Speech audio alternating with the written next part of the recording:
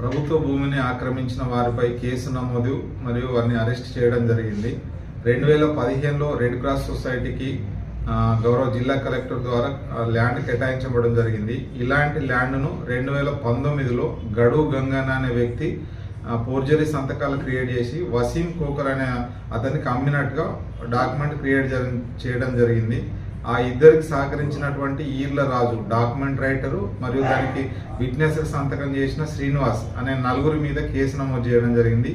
శ్రీనివాస్ను ముందే అరెస్ట్ చేసినాం. ఈరోజు గడు గంగన్న, వసీం కోకర్ ఎవరైతే మెయిన్ ఈ ఫోర్జరీ సంతకాలు చేసి డాక్యుమెంట్స్ క్రియేట్ చేయడం జరిగిందో వారి మీద కేసు నమోదు చేసి వారిని ఈరోజు రిమాండ్కి పంపించడం జరిగింది.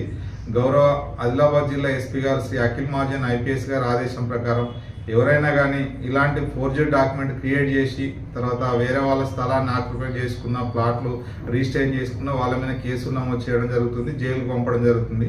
అదేవిధంగా గవర్నమెంట్ స్థలాన్ని కూడా ఆక్రమించినట్టుంటే మీరు పోలీస్ స్టేషన్లో కంప్లైంట్ ఇస్తే తప్పకుండా చర్యలు తీసుకోబడతాయి. Thank you.